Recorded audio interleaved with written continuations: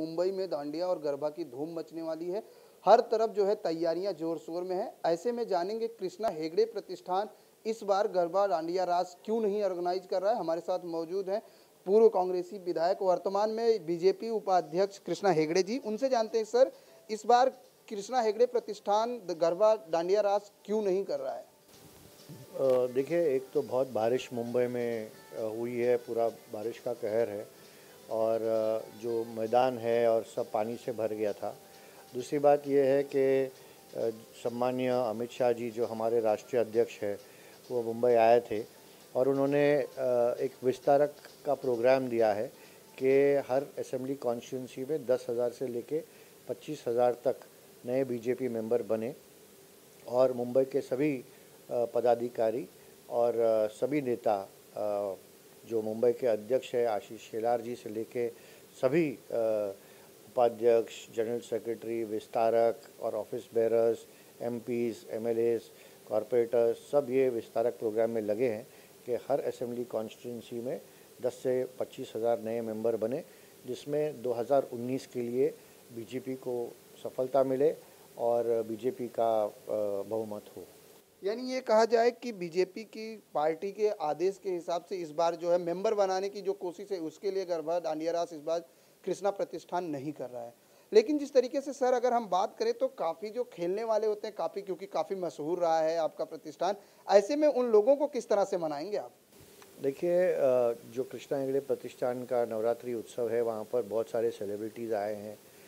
ऋतिक रोशन, मधुर भंडारकर, दिलीप वेंगसरकर, बप्पी लहरी, करसन घावरी, विनोद कांबली और बहुत सारे एक्टर्स, एक्ट्रेसेस, सीरियल के एक्टर्स, एक्ट्रेसेस, सेलिब्रिटीज़। और दुख तो होता है जब ऐसा अच्छा एक कार्यक्रम हम विले पार्ले में नहीं कर रहे, क्योंकि बहुत मुश्किल से हमने स्टार्ट किया था। 27 साल तक वामन दुबाशी ग्राउंड पर कोई ऐसा कार्यक्रम का आयोजन नहीं हुआ था और कोर्ट में 2 साल लड़कर और दूसरे साल हाई कोर्ट से ऑर्डर देकर मैंने ये गरबा रास का आयोजन किया था। लेकिन अभी जो अलग अलग असेंबली है वहाँ पर जो मंडल है, नवरात्रि उत्सव का मंडल है, उसको मैं सपोर्ट कर रहा हूँ और वहाँ पर जो है हज़ारों लोग गरबा का आनंद ले रहे हैं। इसके लिए मैं ये नहीं कहूँगा कि मेरे प्रतिष्ठान का नवरात्रि को इस साल नहीं करने से लोगों का नुकसान हुआ या वो आनंद नहीं उठा सकते, लेकिन उनके लिए अलग अलग जगहों पर अलग अलग आयोजन किया गया है। अलग अलग जगहों पे अलग अलग आयोजन किया गया है। लेकिन सवाल पॉलिटिकल अगर हम बात करें तो जिस तरह से कांग्रेस के उपाध्यक्ष राहुल गांधी इस समय अमेरिका दौरे पर हैं, वहाँ पर उन्होंने कई ऐसी भाषाएं, एक तरफ जहाँ मोदी जी की उन्होंने तारीफ की वक्ता के रूप में, वहीं पार्टी को लेकर भी उन्होंने कई सवाल खड़े करे हैं। ऐसा भी कहा गया है कि उन्होंने कहा कि अब देश को बांटने की कोशिश की जा रही। क्या लगता है उनके इस बयान से। देखिए, हमारा एक नारा है सबका साथ सबका विकास और इसी तरह हम सबका साथ और सबका विकास करना चाहते हैं। एक अच्छा प्रगतिशील देश जहाँ पर लोग खुश हो, सबका प्रगति हो, अच्छे आधुनिक यंत्रणें जो है वो देश में आए। जैसे अभी आने वाले दिनों में बुलेट ट्रेन आ रहा है। आप मुंबई में देखें तो इतने स्पीड गति से मेट्रो का काम हाईवे पे चल रहा है और बहुत सारे राष्ट्रीय और अंतर्राष्ट्रीय प्रोजेक्ट है। जैसे हाईवेज़ है वो आप देख रहे कि कुछ समय पहले बहुत कम किलोमीटर सड़कें बनते थे रोज़ के, आज हर दिन 11 किलोमीटर 15 किलोमीटर नए सड़कें बन रहे हैं। और इस तरह से जब हम लोग काम कर रहे हैं तो मुझे लगता है नए पोर्ट, नए डैम, अभी सरदार सरोवर डैम का मोदी जी ने उद्घाटन किया है। इस तरह भारत देश को प्रगतिशील बनाने के लिए जो नए नए प्रोजेक्ट्स करने हैं वो हम नए प्रोजेक्ट्स करते रहेंगे, जिसके लिए मुझे लगता है कि एक अच्छा प्रधानमंत्री है जो कहता है बहुत क्लियर कि एक करप्शन फ्री वो देश देना चाहता है। इसके पहले भी डीमोनेटाइजेशन और नोटबंदी का उन्होंने कार्यक्रम लिया, जहाँ पर जितने काला बाज़ारी लोग थे और जिसका इरेगुलर धंधा था वो चौपट उन्होंने कर दिया। महाराष्ट्र में सामान्य मुख्यमंत्री जी ने महाराष्ट्र महारेरा लेके आए, जहाँ पर बहुत सारे टाइम पे हम देख रहे थे कि लोगों को घर नहीं मिल रहा था, कई साल 10-10 साल उनको घर के लिए रुकना पड़ रहा था। लेकिन ऐसा एक कानून महारेरा यहाँ पर आया है जहाँ पर जो आदमी ने फ्लैट बुक कर दिया और जो एग्रीमेंट पर डेट है, अगर बिल्डर ने उसको वो दिन पर उसका फ्लैट अलॉटमेंट या पोजीशन नहीं दिया तो उनके ऊपर सज़ा हो सकती है, उनको पेनल्टी भी हो सकती है। सर, बुलेट ट्रेन की बात आपने कही, बुलेट ट्रेन को लेकर विरोध भी शुरू हो चुका है। खुद आपकी पार्टी के सहयोगी पार्टी शिवसेना लगातार इसका विरोध कर रही है, कांग्रेस विरोध कर रही है। साथ ही सोशल मीडिया पर भी कई मैसेज वायरल हो रहे हैं कि पहले लोकल ट्रेन तो सही से चलाइए, फिर बुलेट ट्रेन लाइए। इस विरोध को लेकर क्या कहना चाहेंगे? देखिए, लोकल ट्रेन तो सही से करना चाहिए और मुंबई के लिए वो बहुत ज़रूरी भी है, लेकिन ये करते करते जब सुरेश प्रभु जी रेल मंत्री थे, उन्होंने बहुत अच्छा काम किया, बहुत अच्छे उन्होंने टाइम टेबल्स मुंबई के लिए दिए, नए बोगीज़ बढ़ाए, नए ट्रेन्स उन्होंने दिए, तो एक अच्छा काम चल रहा था। अभी पीयूष गोयल जी आए हैं, उनका भी एक अच्छा तजुर्बा है, वो भी एक अच्छे एक्सपीरियंस मंत्री है, वो भी मुंबई के लिए और देंगे। लेकिन ये करो और ये नहीं करो, इससे मैं सहमत नहीं हूँ।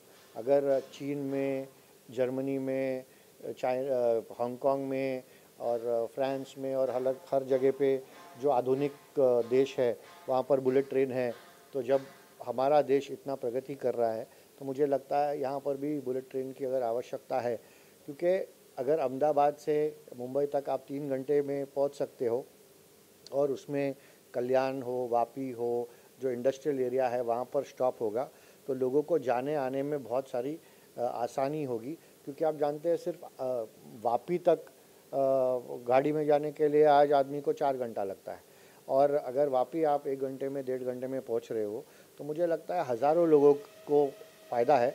और बुलेट ट्रेन जो है उसमें 80% 90% जो फंड्स है वो बहुत कम दर के इंटरेस्ट पर जापान गवर्नमेंट हमको दे रही है।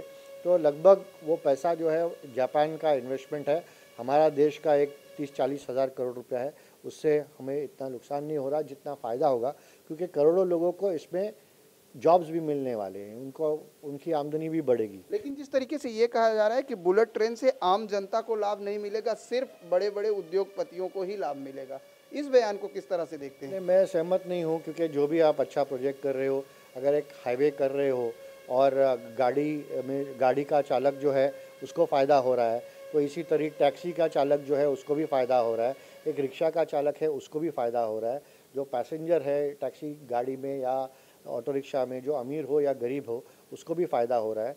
हाईवे और फ्लाईओवर बनाने में जो हज़ारों लोग काम पे लगते हैं उनको भी आमदनी मिलती है, जो सीमेंट या स्टील या रेती सप्लाई करता है वो जो काम धंधा है वो भी चलता है। तो इसी तरह जो भी परिवार ये सब में शामिल, जो भी कॉन्ट्रैक्टर हो, कारीगर हो, कारपेंटर हो, जो भी ये सब में शामिल होता है ये प्रोजेक्ट में, उनके परिवार को भी फ़ायदा होता है। तो सिर्फ ये कहना कि अमीर लोगों का फ़ायदा है, ऐसा नहीं है। बुलेट ट्रेन साफ़ करने के लिए भी मैन पावर चाहिए, उनका भी परिवार चलता है, उनके लिए भी फ़ायदा है। जो रोज़गार अलग अलग देते हैं उनके लिए भी फ़ायदा है। तो बुलेट ट्रेन से सिर्फ अमीरों का नहीं, सभी का फ़ायदा है। इस समय मुंबई कांग्रेस अध्यक्ष संजय निरुपम लगातार डीजल और पेट्रोल के दामों को लेकर विरोध प्रदर्शन कर रहे हैं। हर तरफ जो है प्रोटेस्ट किया जा रहा है मुंबई के पेट्रोल पंपों पर। क्या कहना चाहेंगे? क्योंकि उनका कहना है कि हमारी सरकार जब थी तो क्रूड ऑयल का दाम 120 के ऊपर था, आज 49 आ गया है, फिर भी सरकार सस्ते तेल क्यों नहीं दे रही है? देखिए, जब क्रूड ऑयल का दाम कांग्रेस के टाइम पे था और जो पेट्रोल पंप पर बिक्री एक रेट में दी जाती थी, तब जो यूपीए सरकार थी, कांग्रेस लेड सरकार थी, उन्होंने लगभग 70,000 करोड़ रुपए का सब्सिडी गवर्नमेंट खाते से दिया। 1 लाख करोड़ का सब्सिडी गवर्नमेंट खाते से दिया। इतना तक 1,40,000 करोड़ का सब्सिडी, 1,70,000 करोड़ का सब्सिडी गवर्नमेंट के खाते में से उन्होंने पेट्रोल और डीजल का भाव कम रखने के लिए दिया। आज जब मोदी जी की सरकार है तो मोदी जी ने सभी सब्सिडी घटाकर आज सिर्फ 20,000 22,000 करोड़ का सब्सिडी मोदी जी दे रहे हैं, और उसमें लगभग अगर हमारे देश को 1,50,000 करोड़ रुपया बच रहा है, तो मुझे लगता है मोदी जी जो कर रहे हैं वो सही कर रहे होंगे। ये 1,50,000 करोड़ सिर्फ पेट्रोल और डीजल में जो हमारे देश को बच रहा है, उसमें हाईवेज़, पोर्ट्स और दूसरे इंफ्रास्ट्रक्चर प्रोजेक्ट्स जो है वो सब हम बना सकते हैं। जीएसटी की मांग कर रहे हैं कि पेट्रोल डीजल में जीएसटी के तहत पेट्रोल डीजल को लाया जाए। सरकार आखिर उसको जीएसटी क्यों नहीं ला रही है? ऐसे में क्या लगता है क्यों जीएसटी में सरकार नहीं लाना चाहती है? देखिए, अभी आपने खुद कहा कि महंगा हो रहा है और अगर और टैक्स उसके ऊपर लगाएंगे तो मुझे नहीं लगता ठीक होगा। सरकार में जो आर्थिक मंत्री है, फाइनेंस मिनिस्टर है, वो जानते हैं क्या करना है। रिज़र्व बैंक के गवर्नर है, नीति आयोग के लोग हैं, सब एक्सपीरियंस लोग हैं, सब बुद्धिमान लोग हैं। सभी ने को पता है कि नेशनल और इंटरनेशनल जो कॉमर्स प्रोसीजर्स है उसको कैसे टैकल किया जाए, इसके लिए उसके ऊपर मैं कहना उचित नहीं होगा। लेकिन मुझे लगता है कि अगर हमने जीएसटी फिर से पेट्रोल के भाव पर भी बढ़ा दिया तो पेट्रोल का भाव, डीजल का भाव और बढ़ेगा और नहीं बढ़ना चाहिए। जिस तरह से सहयोगी पार्टी शिवसेना लगातार विरोध का नारा लगा रही है बुलेट ट्रेन को लेकर, अब जिस तरह से उनके एमएलए नाराज हैं कि विकास काम नहीं हो रहा है, ऐसे में क्या कहना चाहेंगे क्योंकि सत्ता में साथ में भी है शिवसेना? देखिए, शिवसेना हमारे साथ गए मुझे लगता है 30 साल से है और बीजेपी और शिवसेना नेचुरल अलाय है।